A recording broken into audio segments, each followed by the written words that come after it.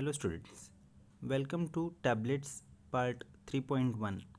In this video, we are going to study tablet design and formulation.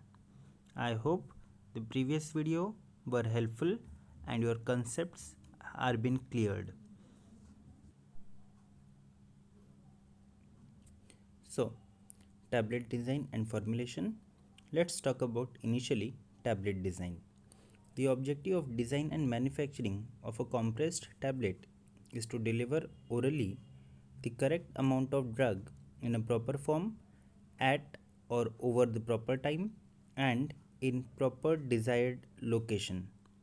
Then, apart from physical or chemical properties of medicinal agents, the actual physical design, manufacturing process, and complete chemical makeup of tablet can have a profound effect on the efficacy of the drug being administered, and therefore it is very important to design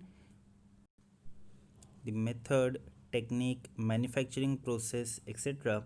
very wisely in order to get a effective dosage form. Now coming to manufacturing of the tablets.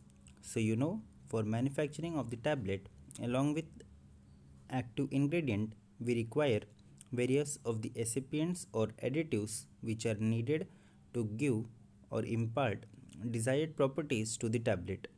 So, in addition to active ingredient, tablet contains a number of inert material known as additives or excipients. Different excipients which are included are disintegrants, diluents, binders and adhesives, then lubricants and glidants, coloring agents, flavoring agents, sweetening agents, etc. Basically, whatever excipients have been used in the formulation must meet certain criteria. Few such criteria are they should be non-toxic and acceptable by all countries, then they must be physiologically inert, then they must be comparatively of lower cost, however they should be pure, they must be physically and chemically stable, they must be free from any unacceptable microbiological loads, and they must be colored compatible. Then the functions that excipients are going to perform include: first one, it must impart weight, accuracy and volume so that it allows accuracy of dose. It must improve solubility, it must increase stability, then it should also enhance bioavailability, then modify drug release, increase patient's acceptability and facilitate dosage form design. Now we'll be see one by one excipients in detail. So the first one is diluents and fillers. They are used to make required bulk of tablet when the drug dosage itself is inadequate to produce bulk. That is, diluents are added when the quantity of active ingredient is small or difficult to compress. Where the amount of active ingredient is small, the overall tableting properties are in large measure determined by the filler. Because of problems encountered with viability of hygroscopic drug of water solubility, I mean to say, for hydrophobic drug, that is which has comparatively less water solubility, water soluble type of diluents can be used, and which is going to enhance the solubility of that respective tablet. Then diluents are also used to produce better tablet properties such as cohesion and permits direct compression. Then the different diluents that are generally used include lactose, spray dried lactose, starch, dextrose, mannitol, sucrose and microcrystalline cellulose. Further, desired properties of diluent. So diluents and fillers must be non-toxic in nature. Their cost should be comparatively less. Commercially available in acceptable grades. They must be physically and chemically stable. They do not alter the viability of the drug, and they must be color compatible. Now coming to next one, that is binders and adhesives. Binders is added during granulation step to active pharmaceutical ingredient and filler or your diluent mixture to ensure that granules and tablet can be formed with the required mechanical strength, that is whatever strength is desired that can be obtained by using correct proportion of binder. Further, your binders are classified based on their application.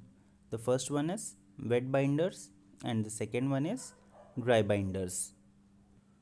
So, as name itself indicate, wet binders, these are dissolved in a solvent that may be either water or alcohol and are used in wet granulation process like that of gelatin, cellulose, cellulose derivatives, PVP, starch, etc.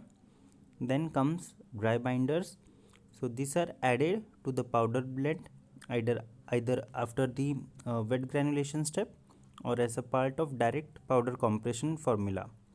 Example: cellulose, methyl cellulose, PVP, etc. So here are some examples of binders and adhesives which are used. The first one, starch paste in a specific concentration of about 5 to 25% weight by weight. Then pre-gelatinized starch, that is in the concentration of 5 to 10% weight by weight for direct compression, and around 5 to 75% weight by weight for wet granulation. Then next one, hydroxypropyl methyl cellulose is used in the concentration of 2 to 5% weight by weight. Then polyvinyl pyrrolidone, that is PVP, is used in the concentration of 0.5 to 5% weight by weight.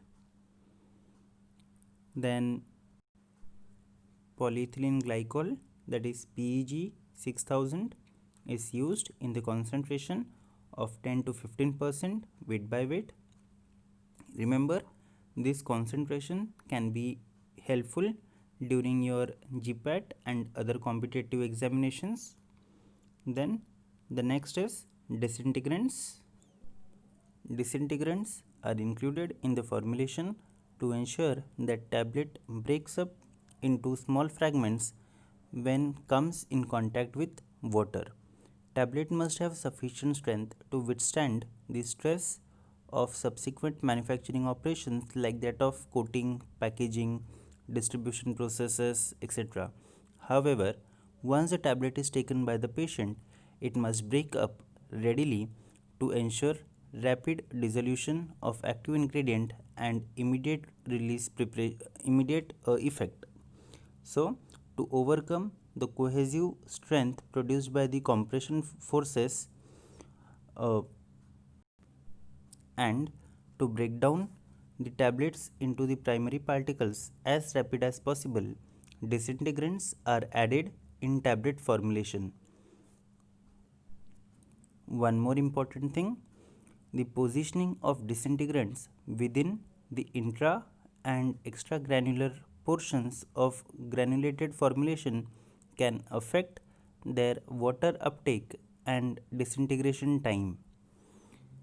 So, the various mechanism involved in tablet disintegration include the first one, capillary action, second one, by swelling, third one, because of heat of wetting, then due to disintegrating particles repulsive forces, then it may be due to deformation, due to release of gases, and by enzymatic action. So basically these are the different mechanisms which occur for the purpose of disintegration. Commonly used disintegrants along with their concentration are the first one, starch, as per USP, around 5 to 20% weight by weight. Then starch 1500, 5 to 15% weight by weight. Then microcrystalline cellulose, that is pH 101, pH 102 in the concentration of around 10 to 20%. Then alga floc in the concentration of around 5 to 15% weight by weight. Alginic acid 1 to 5%. Then sodium alginate in the concentration of around 2.5 to 10%. Explotab in concentration of 2 to 8%. Polyplasdone in the concentration of 0.5 to 5%. Then comes amberlite 0.5 to 5% weight by weight. Methyl cellulose, sodium CMC, HPMC in the concentration of around 5 to 10%. Then acetdiazole in the concentration of around 1 to 3% and used for direct compression. So these are the different disintegrating agents.